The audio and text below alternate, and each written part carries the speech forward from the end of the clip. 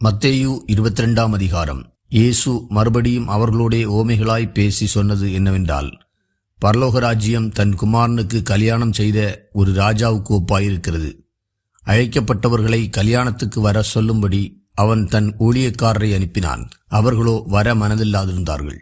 அப்பொழுது அவன் வேறு ஊழியக்காரரை அழைத்து, நீங்கள் போய், இதோ என் விருந்தை ஆயத்தம் பண்ணினேன், என் எருதுகளும் கொழுத்த ஜந்துக்களும் அடிக்கப்பட்டது, எல்லாம் ஆயத்தமாயிருக்கிறது, கல்யாணத்துக்கு வாருங்கள் என்று அழைக்கப்பட்டவர்களுக்கு சொல்லுங்கள் என்று அனுப்பினான்.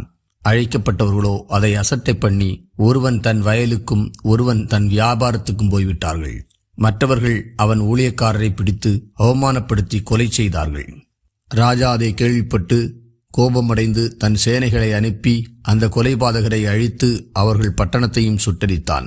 அப்பொழுது அவன் தன் ஊழியக்காரரை நோக்கி, கல்யாண விருந்து ஆயத்தமாயிருக்கிறது, அழைக்கப்பட்டவர்களோ அதற்கு அபாத்திரமாய் போனார்கள். ஆகையால் நீங்கள் வழி சந்திகளிலே போய் காணப்படுகிற யாவரையும் கல்யாணத்துக்கு அழைத்து கொண்டு வாருங்கள் என்றான். அந்த ஊழியக்காரர் புறப்பட்டு வழிகளிலே போய் தாங்கள் கண்ட நல்லார் பொல்லார் யாவரையும் கூட்டிக் கொண்டு வந்தார்கள். கல்யாண சாலை விருந்தாளிகளால் நிறைந்தது.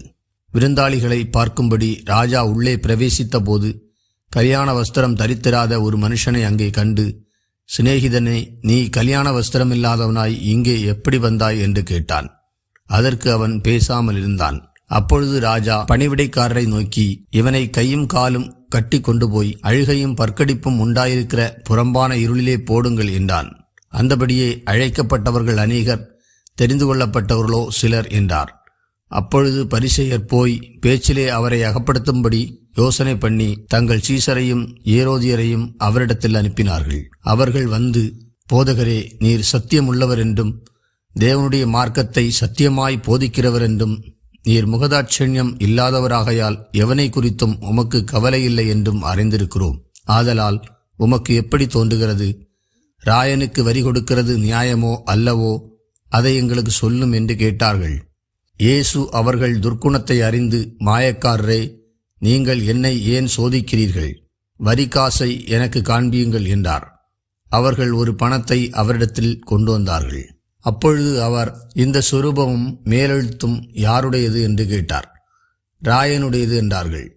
அதற்கு அவர், அப்படியானால் ராயனுடையதை ராயனுக்கும் தேவனுடையதை தேவனுக்கும் செலுத்துங்கள் என்றார். அவர்கள் அதை கேட்டு ஆச்சரியப்பட்டு அவரை விட்டு போய்விட்டார்கள். உயிர்த்தெழுதல் இல்லை என்று சாதிக்கிற சதுசேயர் அன்றைய தினம் அவரிடத்தில் வந்து, போதகரே, ஒருவன் சந்தானம் இல்லாமல் இறந்து போனால் அவனுடைய சகோதரன் அவன் மனைவியை விவாகம்